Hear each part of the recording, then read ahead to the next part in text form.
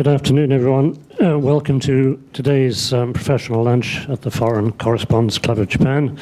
I'm Anthony Rowley, a former president of the club, and it's my pleasure to introduce today's guest speaker, who is Ms. Sayuri Shirai, an international economist and distinguished academic, she was until March of this year a member of the policy board of the Bank of Japan.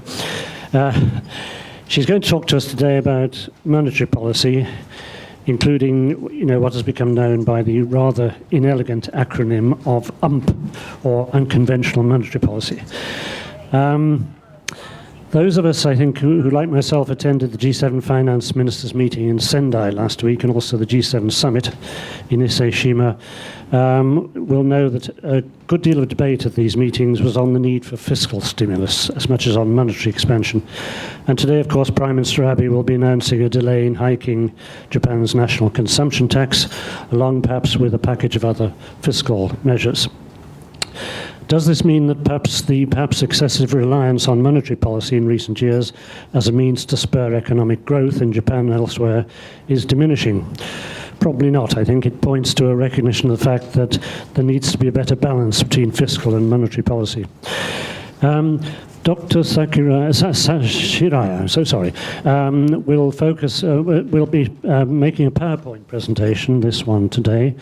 And she'll divide her speech into two parts. One, looking at economic and price performance in Japan and elsewhere since QQE was introduced in 2013.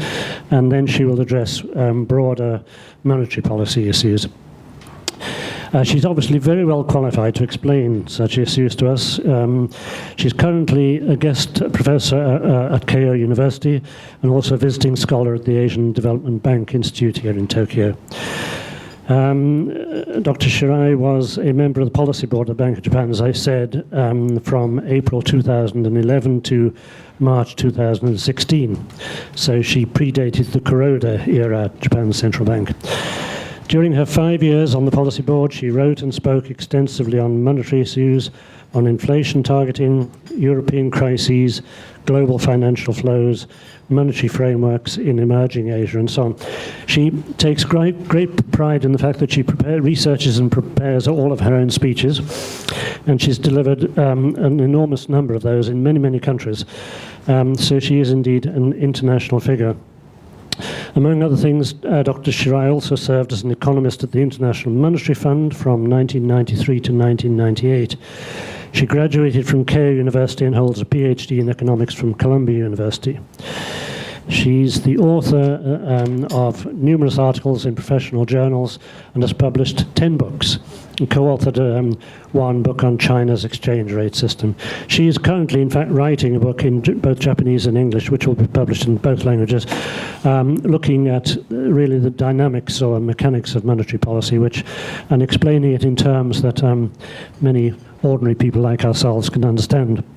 I must say that in the few minutes that I've talked to Dr. Shirai, I can see that she's a very intellectually gifted and logical and in many ways controversial character.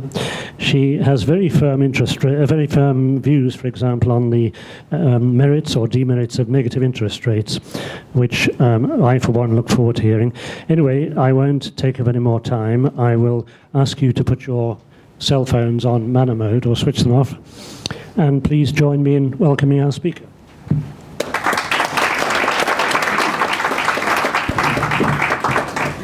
Thank you very much for a very nice introduction. Since I'm giving 30 minutes, I'd like to start my presentation. My presentation is comprised of two parts. In part one, I will focus on economic and price performance since QQE, quantitative, qualitative monetary easing, which is conducted under Mr. Kuroda's governorship. And then in the second part, I will touch on monetary policy issues. Let me start with part one, so economic and price performance since QQE, so we can look at this 3-year experience. Since this QQE started, we can see some positive development emerged. If you look at on the side of corporate sector, the corporate sector experienced these 3 years of high level of profitability, and we started to see positive price setting behavior, meaning that the corporate sector is more willing to raise prices by providing innovative goods and services and put more emphasis on higher value added product rather than sales volume. Also, local economies benefited from growing tourism. On the side of household, the household experienced these 2 years of positive wage growth. Also, a very high employment growth. Now, Japan's unemployment is 3.2%. It's nearly full employment. So, Japanese economy, there is no slack in the labor market. Also, Japan experienced this wealth effect, partly due to the stock price hike, and then also we started to see greater money flowing into the investment trust, and there is also REIT and other financial asset. On the side of financial institution, in the past, the banking sector has lots of deposit, and they put a lot of those money in the form of JGB. But now the banking sector started to diversify and taking portfolio rebalancing.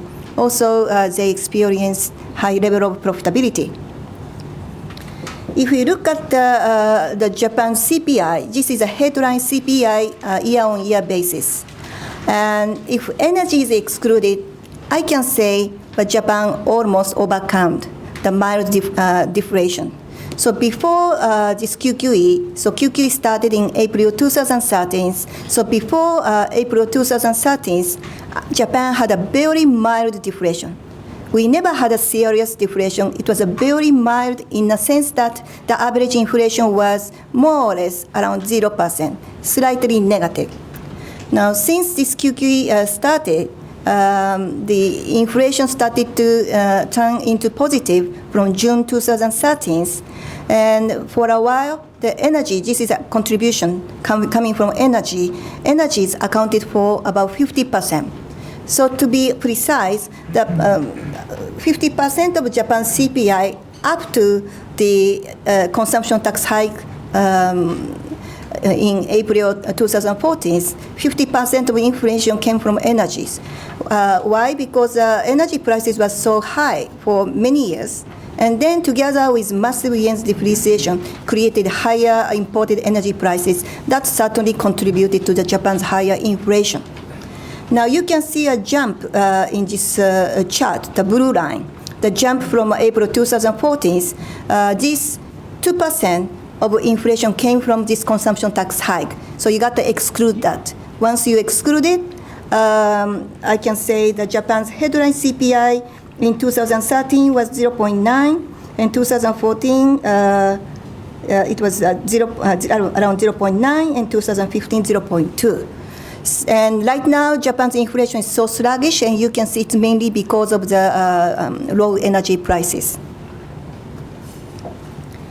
One good thing about this another good thing about QQE is probably you can say the QQE helped to overcome the yen's excessive overvaluation. So you can see since the Lehman shock started, that Japan experienced this high yen's appreciation. And why yen's appreciation? Why we have yen's appreciation when the economy is in a recessionary stage? It's because the Japanese yen is usually considered as a very safe currency. It's partly because Japan has a very liquid foreign exchange market. And also, the Japan didn't experience banking crisis like United States and Europe. And the Japan's inflation usually much lower than U.S., so that will lead to the stable exchange rate. So generally, whenever there is a crisis, yen tends to get appreciated. But since the QQE started, you see it this overvaluation was corrected. Now I want to show you this the real GDP data. Now as a reference, I show you fiscal 2012 real GDP data. First, it said 0.9. So the real GDP growth in fiscal 2012 was 0.9%. And then I look at the right-hand side. This is the average real GDP for fiscal 2013 to 2015. It shows 0.6. So if you look at this data, people may say, even the QQE, such an ambitious QQE was implemented, the actually average real GDP was only 0.6, which is even below the fiscal 2012. If we look at headline CPI, so before QQE was launched, it was minus 0.3%, but over these 3 years, the CPI achieved CPI-based inflation was 1.3%. Now, you got to be very careful when you look at this data because it includes the consumption tax hike impact, which took place from April 2014 for 1 year. So I give you estimated number after excluding this estimated tax impact. That is the next table. So real GDP, once we exclude this estimated tax impact, on average for fiscal 2013 and 15, now become 0.8%. And so it's not very different from fiscal 2012. Headline inflation, now it will be much lower. So now it's on average 0.6%, but still much higher than 2012. So once you exclude this consumption tax hike, you can see real GDP, it's more smoothened. So let's look at this inflation data more carefully. Now this blue line shows the BOJ's preferred indicator. Sometimes people call it BOJ version, core inflation. So it means headline CPI excluding energy and fresh food. So if we look at this data, it's now 0.9%, but it's relatively high. It's around 1%. So usually BOJ often use this data. But I would suggest you to look at another data, which is, I think, it's more important when you look at inflation, underlying inflation development. It's called trimmed mean. What it means is that we look at year-on-year price change, so inflation, starting from the lowest inflation and then going to up to the highest inflation. We exclude two extremes. So lowest inflation like energy is excluded, but the higher price items also excluded. That is more reasonable because what's happening in Japan now is that energy is leading to the lower prices. In the meanwhile, food prices or some durable goods, the prices are higher partly because of the lagged impact of yen's depreciation from last year. So there are two extreme items. So it's fair to say, I think it's better to exclude two extreme, higher one and lower one. So trimmed mean is a better indicator. So if you look at the trimmed mean indicator, it's now 0.3%, which is much lower than BOJ's preferred indicator. So from this chart, it's very clear. I think it takes time for BOJ to achieve 2%. Now, having said that, so you can see Japan's GDP growth, even after excluding consumption tax hike, very moderate. But the next question is whether this moderate Japan's GDP growth is happening because of demand shortage or because supply constraint. Easy way to look at it is you can look at this red figure. This is the actual real GDP growth excluding tax impact and potential GDP growth estimated by Bank of Japan. So let's look at 2013, 2014, and 2015. Always, actual real GDP growth is higher than potential GDP growth. Japan's potential GDP growth now is between 0.1 to 0.2. So our economy, the potential growth is very low. So you can see the actual GDP growth was higher than potential growth. That means, in other words, there is not much demand shortage because Japanese economy is growing above potential, right? So, in other words, the Japan's economic growth looks so low compared to United States like 2% or Euro area like 1.5. Japan's GDP growth looks so sluggish. It's not because of labor shortage. It's mainly because of the supply side constraint. If we look at unemployment, also I told you it's full employment. So there is not much slack in these economies. Okay, now I will move to part 2. So first, before Kuroda came, under Shirakawa's governorship, we introduced this 2% stability target in January 2013. And in order to meet this 2% price stability target, then Kuroda came and BOJ started this quantitative, qualitative monetary easing. The monetary base was supposed to increase annually by 60 to 70 trillion yen. And to meet this monetary base target, the BOJ buy massively the long-term JGB 50 trillion yen. And in 2014, October, the BOJ expanded this monetary easing. And then now monetary base is rising at the annual pace of 80 trillions. And JGB also, the amount of JGB purchases also increased from 50 to 80 trillion yen.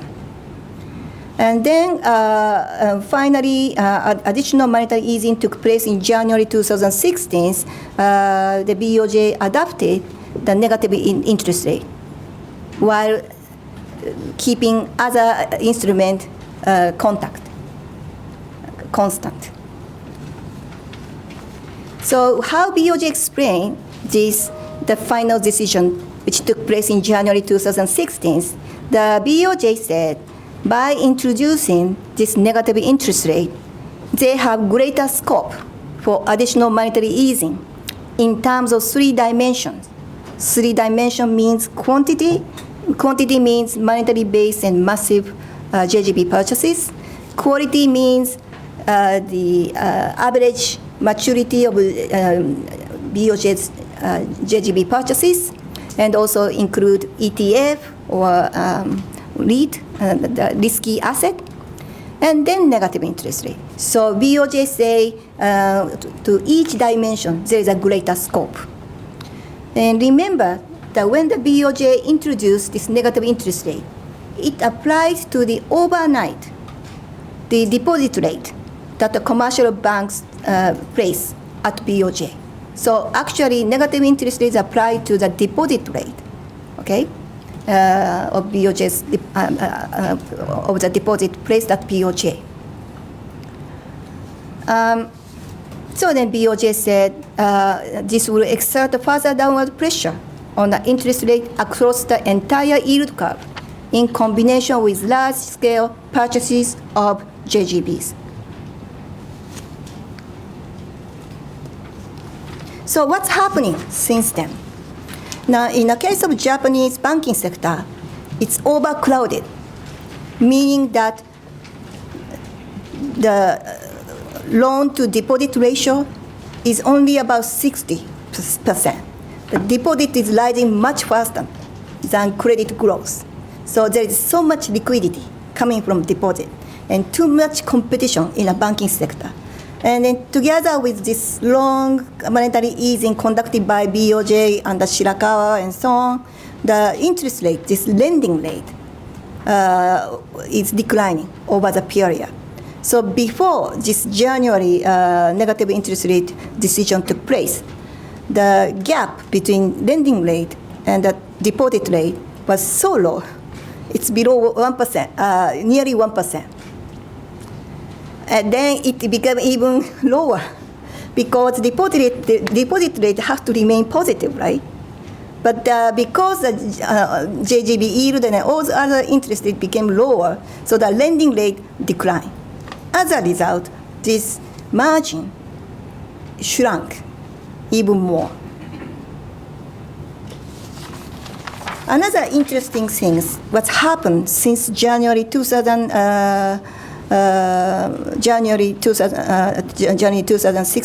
is the shape of yield curve. Now, before I showed the two lines. The blue one is just before monetary policy meeting took place. So January 27th yield curve, JGB yield curve. And then I show you the recent data, May 26th. What's happened is that, remember, the Bank of Japan's negative interest rate is applied to the deposit rate overnight. It's a very short. So theoretically, if a central bank lower the overnight deposit rate, that should steepen the shorter end of yield curve, right? The lower one becomes lowest, and it becomes steeper. So you expect steeper yield curve on the shorter end. But that didn't happen. What did happen is that up to, say, year 7, flat, and then in parallel, it dropped by 20 basis points. Because BOJ cut the deposit rate from plus 10 basis point to minus 10 basis point. So in parallel, this shorter end yield curve dropped. And what it was so unique is that rather than steepening on the shorter end, actually it flattened on the longer end. Okay? Now, why this is a problem? Two reasons. Because with this flattened yield curve, up to 10 years, the yield is now negative.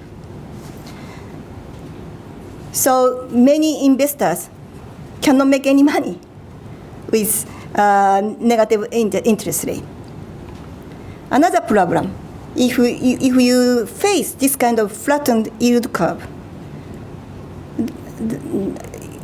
how can banks, for example, if the bank extend credit to the private sector, how can they incorporate credit risk or term premium? If it's flattened, such kind of premium cannot be reflected. It's too low. Also, the banking sector usually take maturity transformation, right? Borrowing short, lending long. And they can make money through this maturity transformation. But if it's so flattened like this, how can banking sector can make money? In other words, if the yield curve becomes so flattened, we may deter the intermediary role played by financial sector. This is the risk the BOJ is facing. If we look at, this is a real consumption, this is a real data, and I wanted to show you interest rate sensitive consumption and investment of the household. So usually among the consumption items, the consumption of durable goods are very sensitive to interest rate changes, right? And also residential investment, because many borrow, many makes a mortgage, so those are also sensitive to the interest rate. So I specifically focus these two data. There is some ups and downs, partly because of this front-loaded increase in consumption before consumption tax hike took place, and after that rebound, right, of front-loaded consumption. Once you smooth it, it's very stable. So probably those demands are not so sensitive to interest rate. Remember, since 2013, with QQE, interest rate become lower and lower, like even very low now after negative interest rate, but not much movement on the side of demand. So I would say QQE supported the Japanese economy by providing very accommodating monetary environment. But the demand is not that sensitive to low interest rate. Let's look at inflation expectation. This is what we call break-even inflation rate. It's a difference between nominal yield and yield from inflation index bond. You see there's a sharp decline in this inflation expectation. It's a long-term inflation expectation, 10 years, since oil price started to drop from mid-2014. Somehow there's a strong correlation with the oil price drop. Now it's gradually improving, but very low. The negative interest rate at this moment seem not to have any positive impact on inflation expectations.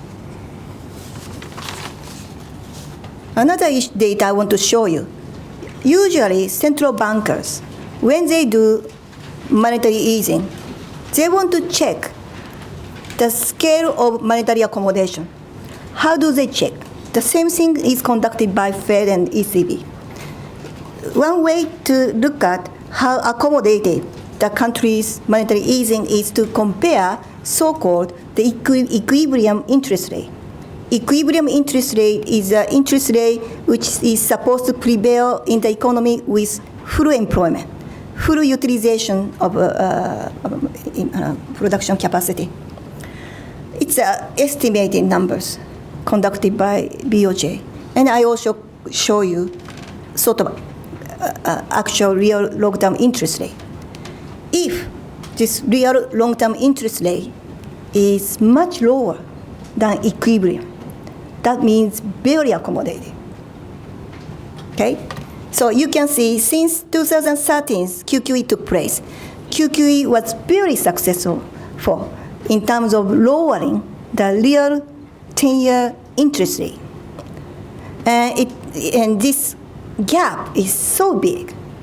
Even before this January negative interest rate decision took place, it was so big. So I voted against it. Why do we need it when it's so accommodative? Okay?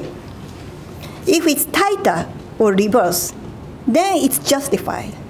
But why do we need more?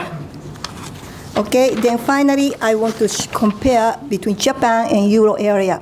Why negative interest rate became so controversial in Japan? Now, in Euro area, it's growing criticism, but not as big as in Japan. And I can explain you. Let's look at the blue box, Japan side. There's a couple of differences. The first difference is that when the BOJ buy this massively, the JGB, they usually buy from resident. Now, in the case of Japan, resident investors account for over 90% of outstanding JGBs. Many are banks and institutional investors, highly concentrated. Whereas in the case of Europe, look at number one, 50%, over 50 even now, over 50% of Euro area treasury securities are owned by foreigners.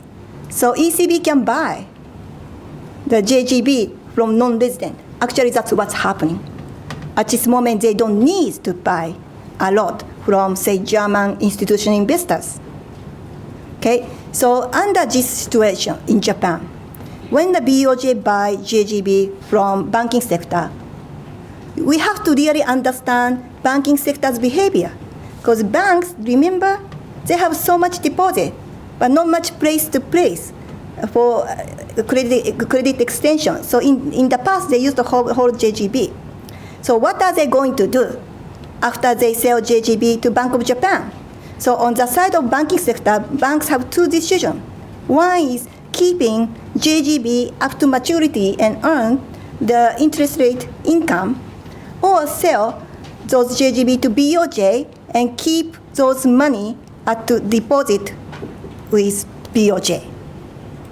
So before negative interest rate took place, it was a positive 0.1, so BOJ paid 0.1%, right? So it was an incentive. There's lots of misunderstanding about this issue. A lot of people say it's a BOJ subsidy. Not, it's an incentive to continue volume targeting. So before negative interest rate took place, banks were willing to sell, and also the BOJ was much easier to buy JGB from market. Now, after negative interest rates was introduced, many people want to keep it up to maturity. Why they should sell it? Because after they sell it, they get negative interest rate. So as a result, the number of market participants in JGB market was reduced. The major player now is called BOJ traders. BOJ traders means if I'm an investment bank, today I go to the Ministry of Finance auction. I buy JGB from Ministry of Finance tomorrow. I sell it at higher prices to BOJ. So BOJ is buying JGB at much higher prices, but also as a result, the market, there is a smaller amount of transaction, smaller number of players. This is called liquidity dropped. But in the case of Europe, at this moment, they are not facing this liquidity issue. They are still easy to buy from foreigners. Why? Because foreigners, they don't need to worry about the negative interest rate. Right? They can just sell it to ECB, and next day, maybe they buy emerging economies bond. But Japan is highly concentrated. It's totally different. The second difference, remember I told you about bank profitability. The bank's profitability has declined due to narrower margin and also negative yield, right? So not just because of the lower margin, but also negative yield, while credit demand is limited. But look at number two in euro area. Euro area is different because euro area, there is a lot of deleveraging still taking place in peripheral countries. So, there are some potential demand from the small and medium enterprises. So if, you see, and also margins are still high. Remember Japan's banking sector, the margin is below 1%, but euro area is still between 2 to 3%. And then some economies, they can even charge higher lending rate. And then also the mortgage loans are rising. So they can get money from volume. But that's not happening in Japan. Okay? And then another issue, number three, if we look at interbank market, it shrunk substantially, core market. Why? Because money market fund, money reserve fund, they are not allowed to be invested in asset with negative yield. So those are exited. As a result, the market is much smaller.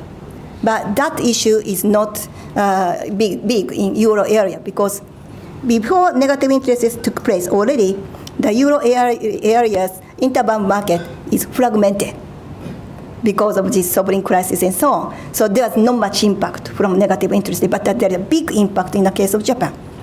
Finally, just to recall about the data on inflation expectation, so far there is a limited impact on inflation in the case of Japan, but also Europe. Remember, Europe introduced negative interest rate in June 2014 in order to raise inflation expectation, but it didn't happen. That's why in January 2015, they launched a massive asset purchase program. So there is not much correlation between negative interest rate and inflation expectation. So I will stop my presentation and I will accept your questions. Thank you.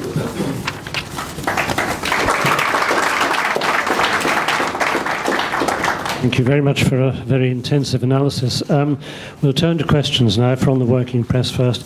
I'd like to ask you very quickly a question myself. It seems from what you say that really, essentially, negative interest rates have been a mistake in Japan. Do you think your view is becoming increasingly shared among other members of the policy board? And if so, do you think the Bank of Japan will have to step back from negative interest rates? Shall I answer Yes, please. yours? Yes, okay. yes. I cannot talk about other policy board members. I'm not allowed to talk about it. So you can look at summary of the meetings. What I can say is that it's already introduced. So we cannot eliminate it. That's very important for you to understand. So in January, I voted against it. But in March, my final monetary policy meeting, I supported. Why? Because once you lowered interest rate, if you try to bring it back, it's going to be a monetary tightening. it will lead to even greater yen's appreciation, and banks already lowered the lending rate. And can they raise it now? So it's monetary tightening. So there is not much choice. We have to maintain it. Okay? Okay, questions, please, from, I'm sure the press have some questions for, I want yes. a few questions together. Financial Times, please.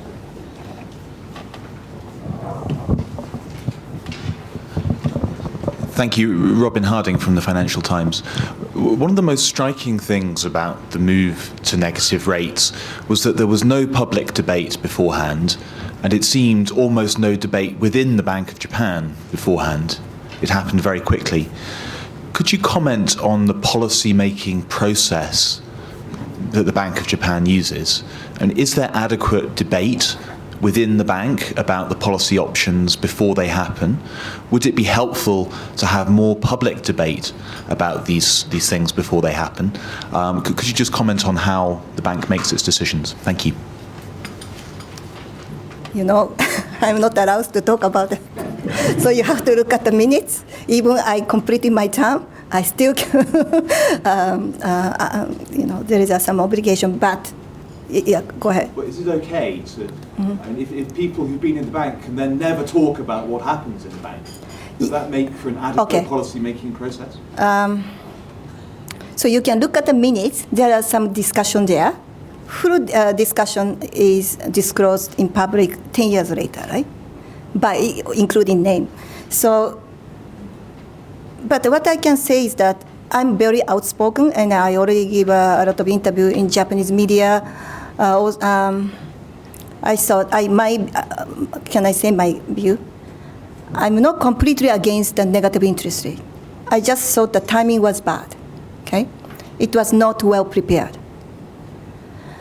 Why I think so? Let me explain you why I was against in January. I gave two reasons. The first reason was that going back to what BOJ doing since the 2013, this December 2015, okay, what they did is that BOJ lengthened the average maturity of JGB purchases previously from 7 to 10 years and extended from 10 to 12 years. The whole essence was to ensure the BOJ's JGB purchases.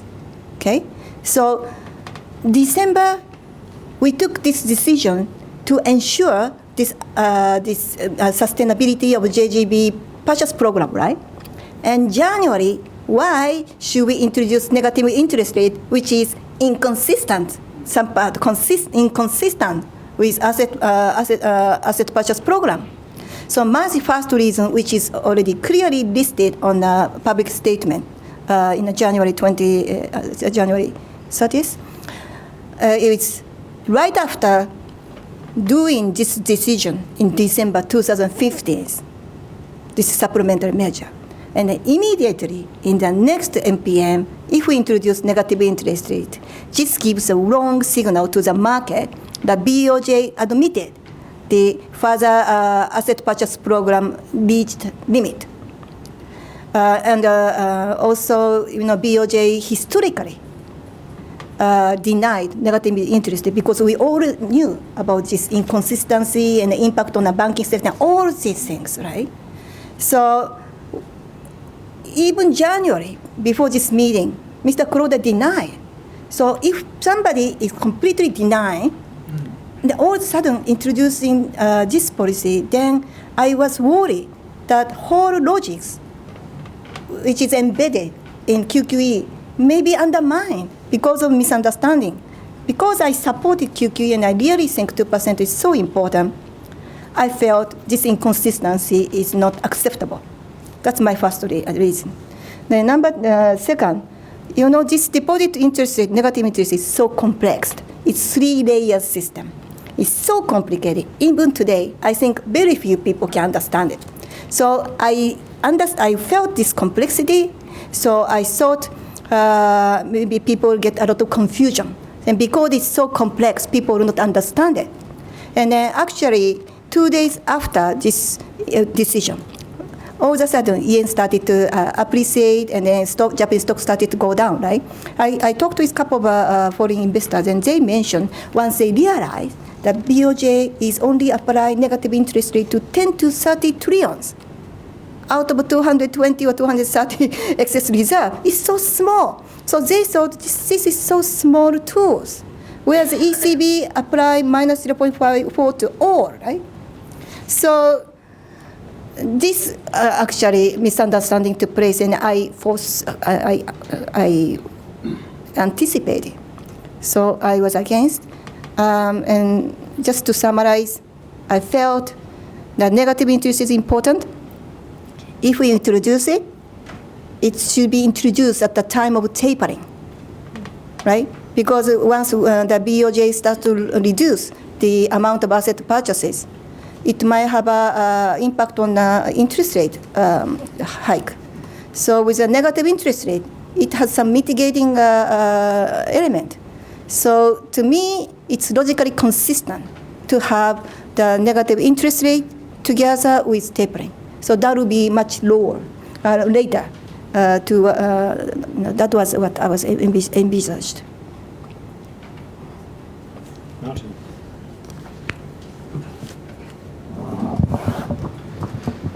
Martin Kölling with the German Financial Daily Handelsblatt. I would like to go back 3 years when the QQE started. We were told that there's a kind of pact between the government and the BOJ. The Bank of Japan loosens monetary policy, prints more money, and the government starts to put the fiscal house in order. Now, today, we will all hear that the consumption tax hike will be postponed again. And I would like to ask you, what kind of impact on the market do you expect? And what if, for example, the credit rating of Japan might be lowered by some of the credit agencies? Do you expect a big impact on the Japanese market? And if not, why not?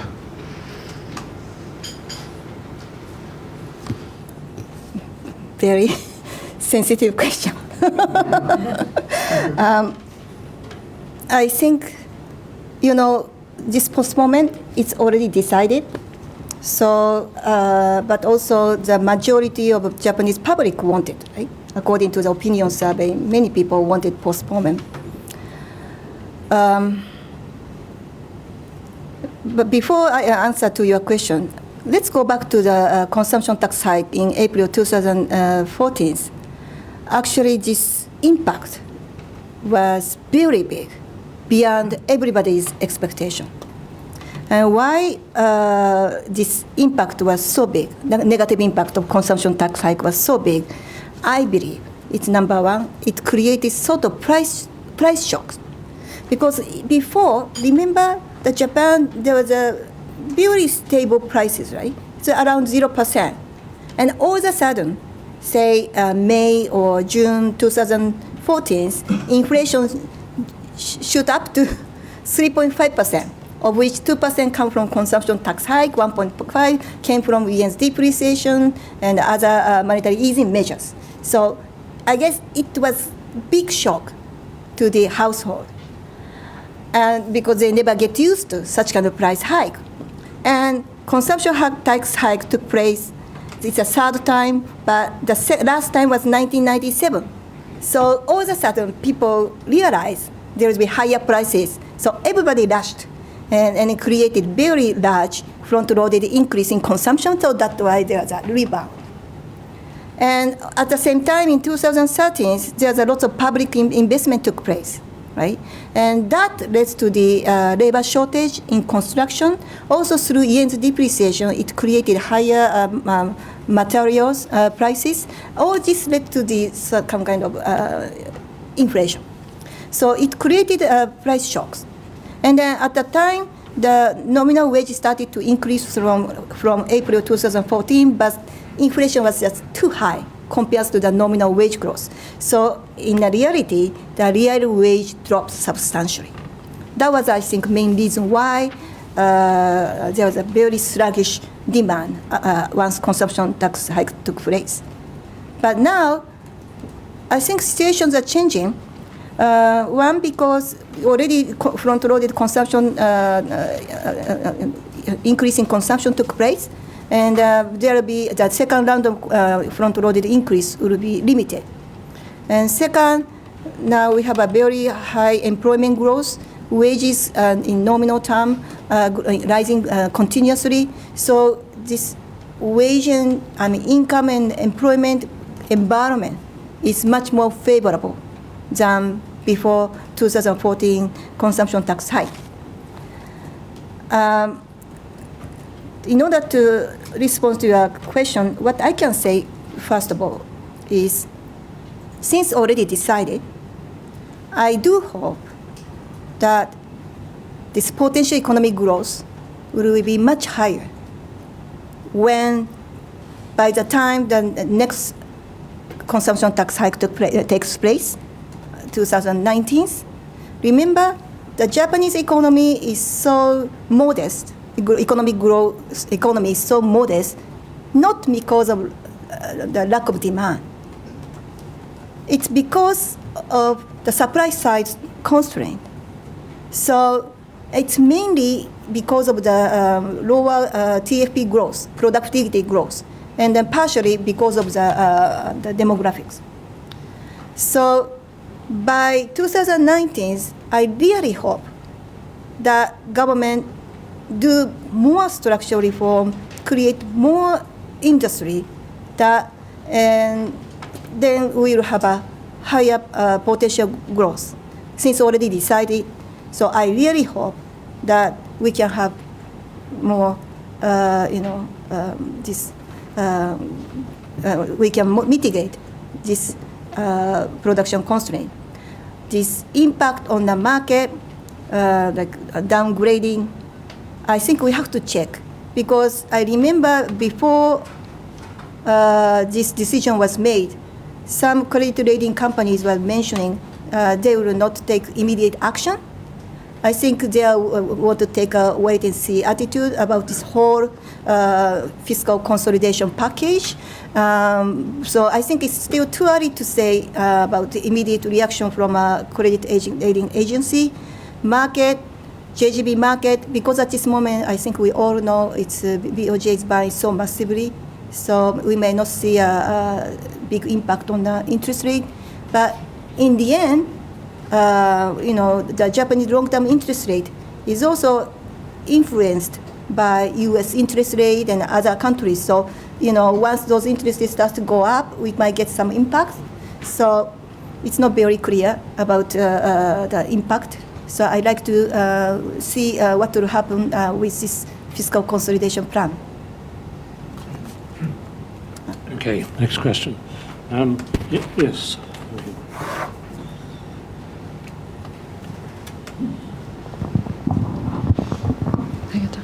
Thank you. Elaine Kurtenbach, Associated Press.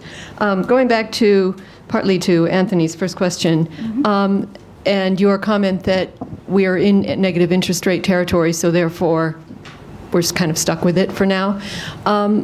When do you foresee a time when there will be a tapering? Do you truly believe that the economy will get out of this low productivity trap, or however you want to describe it, and actually get on a growth path that will be strong enough that you can taper and exit? And if the Bank of Japan decides to exit QQE, how will they do it?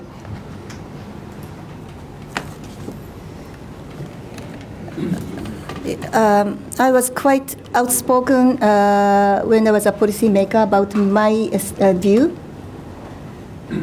I think, BOJ said that they will continue QQE as long as it finds it necessary to achieve 2% in stable manner, right? And still BOJ always saying that. But going back to this trimmed mean indicator, which I explained you, it's only 0.3%, once excluding all extreme, right? So I think it's very natural to make conclusion that it takes longer for BOJ to achieve 2%.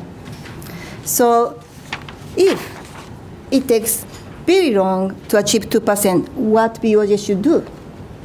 My view is that at this moment there are limited support for 2% stability, 2% price stability target in Japan.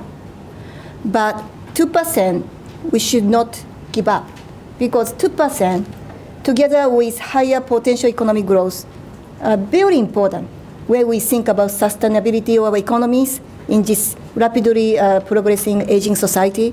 So I think we should not give up, but it's very difficult to achieve 2% in the foreseeable future.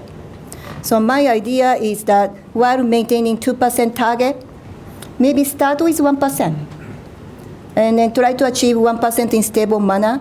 And then once we achieve 1% in stable manner, let's discuss with the public.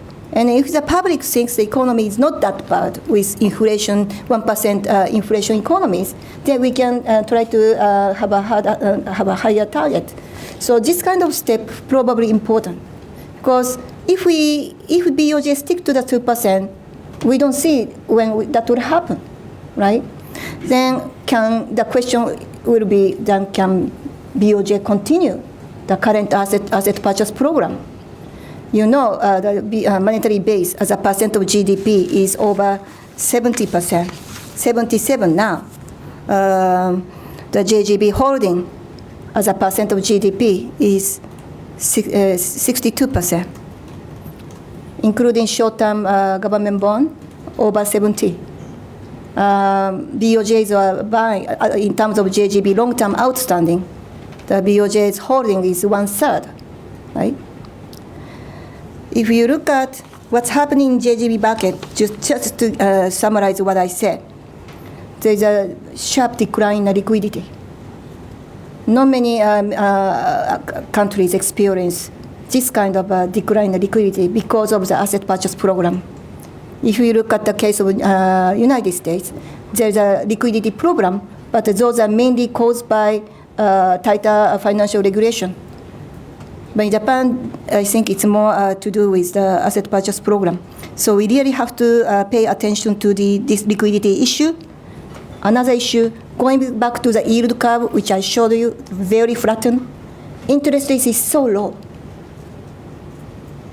If it's so low, it creates reversal risk. If it's so low, up to 10 years, it's negative. It creates the problem with regards to the institutional investors. Some pension fund, insurance companies, they have to have JGB because of asset liability management. Certain local banks, because there are not many alternative places to place their extra money, so they need some JGB. So if BOJ continue the current scale, I think this will create a lot of difficulty in the banking sector, whole financial institution. In the end, that will undermine the intermediary role played by financial sector. Also, yield curve is so flat.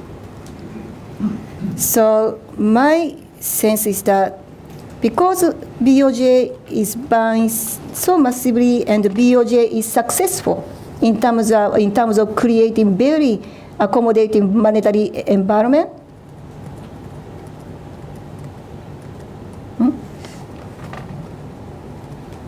I don't know, somewhere I think here. It's very accommodating.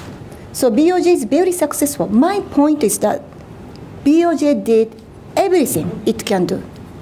And it's very successful in terms of creating very accommodating monetary environment. So it's not because the Japanese economy remains very modest. It's not because the monetary easing is not enough. It's it's quite a lot. So we really need the credit demand to meet with this liquidity supply conducted by BOJ. So I think at some point, BOJ can start to think about tapering. I don't like to use the tapering because tapering is in different context from US, because BOJ is buying so massively. So amount can be less. But just by tapering, it will create upside impact on the interest rate. So I'm thinking if the public has a better understanding about negative interest rate and the more positive effect of negative interest rate starts to get materialized, maybe one option is combination of tapering and further expansion of negative interest rate. It's logical consequence.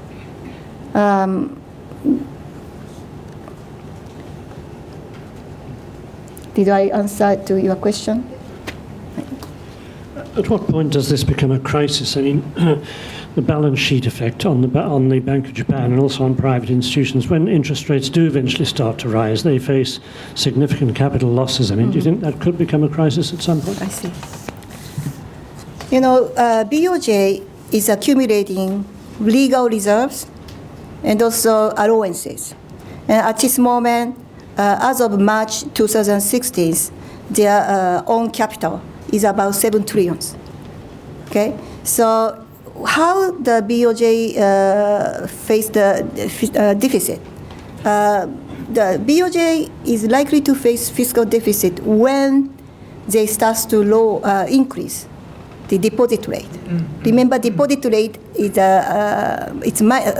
it becomes complicated. Minus 0.1 deposit rate, but it's only applied to 10 to 30, right?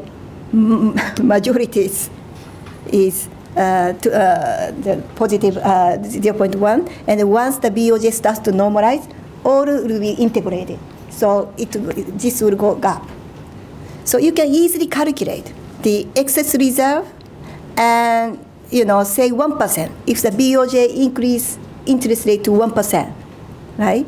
So if it's 300 trillion yen excess reserve, that means 3 trillion payment the BOJ has to make. On the asset side, BOJ earn the interest incomes from JGB holding. That is a major synergy, right? But this synergy is not going to rise soon. Why? Because BOJ is buying long-term bond, right? Now 7 to 12 years. So if it's longer, BOJ cannot increase the coupon revenue by reinvesting. It takes longer. Okay? So while the coupon revenue remains so low, but the liability side, this deposit rate go up, that creates the deficit. Temporarily, 1 or 2 years, I don't know, I cannot say the number. But because of the reserves are there, and BOJ is accumulating this reserve about 400 billion the last fiscal year, something like that. So accumulating every year. So temporarily they can use these reserves. But in the end, if the deficit continue many years, then what will happen after? That is the issue. So it's not the immediate, but that is a issue. Okay. Thank you. Okay, Greg.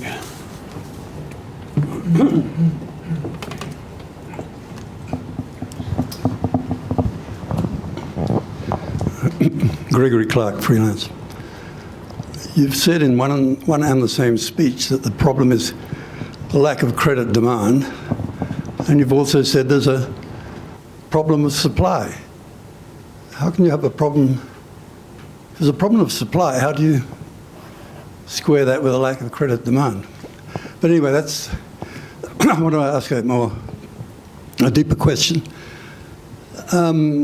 Amongst economists now, the concept of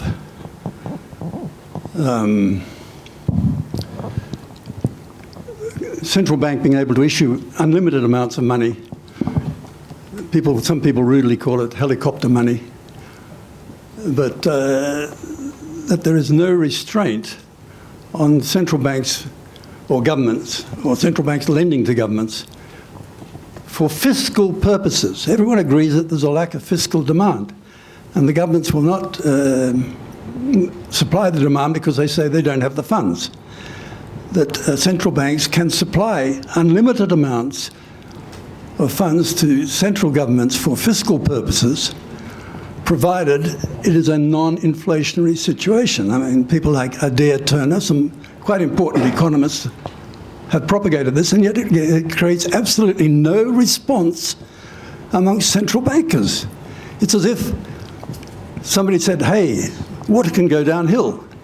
And the central bank keeps on saying, no, no, we have to keep pushing water uphill. I mean, it's a complete reversal of policy, and you keep worrying, messing around with monetary policy, believing that this is going to somehow or other stimulate an economy, when the real problem is a lack of fiscal demand. And the lack of fiscal demand is because of so-called fiscal discipline, which does not... These are, I mean, you know the people I'm talking about, Adair Turner and Summers in America and so on. The world economy faces secular stagnation, and the only way to get out of secular stagnation is not to rely on private demand, but on government demand. Is there any consideration of this within the Bank of Japan? Actually, I had an extensive discussion with some of the people you mentioned, so I'm quite familiar with their argument. Their argument, intellectually very logical, very interesting, but I think all central banks would fiercely deny the idea of monetization and helicopter drop. Because I really think, in the end, this social security program, aging society, all have to be solved endogenously within the system. Once you do that monetization today, maybe that will encourage another monetization. In the end, that will undermine the fiscal discipline. All central banks at this moment say this unconventional monetary policies, especially through asset purchase program, especially treasury securities, yes, there are impact on banking, on the government side financing too. But this is a very important instrument for us. So I understand there is a lot of criticism, but I think it was very important, and it supported Japanese economy to some extent. So all central banks at this moment would say these monetary easing temporarily, in the sense that eventually they will start to shrink the balance sheet. It may take longer to completely shrink the size, but eventually all central banks are thinking to shrink the balance sheet. And it should lead, this temporarily, the BOJ created demand for JGB, but in the end, this has to be leaved to the market. I don't see, no country experience monetization in such extent, right? I mean, no country yet. So I don't know what will happen, but I think we need fiscal discipline, although it takes time, but probably when time comes, the BOJ should start to normalize. And then, but remember, the tapering is not monetary tightening. Raising interest rate is a tighter monetary policy. There is a confusion. Tapering means the BOJ still continues to increase the balance sheet. So it's still monetary accommodation. Don't get confused. So even through the tapering, still monetary accommodation, massive monetary accommodation is created. So all central banks in the end plan to shrink and normalize the size. And at the same time, in the reality, when each central bank makes decision over the monetary policy, they take other like structural reform or fiscal policy exogenously. Okay? So when the BOJ makes decision over the monetary policy, they should make the decision based on price and economic data. that is what it means by exogenous.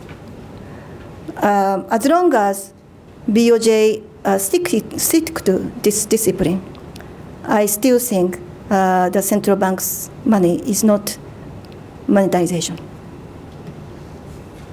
Okay, technically we've overrun, but if any of the non-regular members were burning to ask a question, this is a chance to do it. Does anyone? Sorry. Oh yes, please. But keep it as short as you can, please.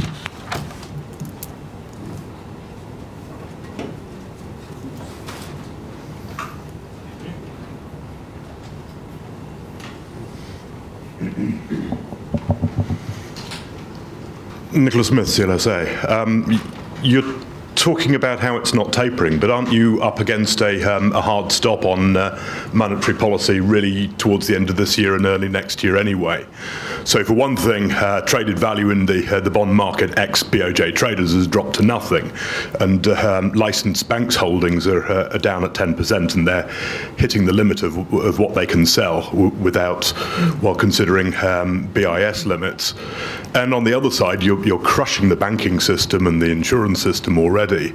And so banks are having to think in terms of shrinking their loan books and just to make some money, increasing the interest rates on more vulnerable, weaker companies. You're having a negative effect already, and you're probably going to be limited in how much you can do this any further, surely. Your questions about further. I didn't get your... So the suggestion seems to be that interest rates will drift up anyway, actually as a result of hurting the banking system so much, and there really aren't any more bonds to buy. Okay. My point was like this, okay? I didn't bring the German yield curve. The German yield curve, remember ECB's deposit facility rate is minus 0.4. What's happening is that in the case of Germany, it's very steep, okay? So it's not like jazz. It's steeper, so around 7 or 8 years maturities, the German yield exceed the BOJs. So it's steeper. If that kind of yield curve prevail, then we can say positive interest rate territory, negative interest rate territory, it's same, like BIS say, okay? It's because even in a negative territory, they can make transaction because it's steep, right? Maturity transformation takes place. But in the case of Japan, it's very flattened. It's very different, okay? So under this situation, if we could have a moderate tapering together with the further expansion in negative interest rate, we may have a moderate steepening. And then I think many financial institutions will be happier than now. The issue is whether negative or not, it's yield curve. It's just too flat. That is my point I wanted to make.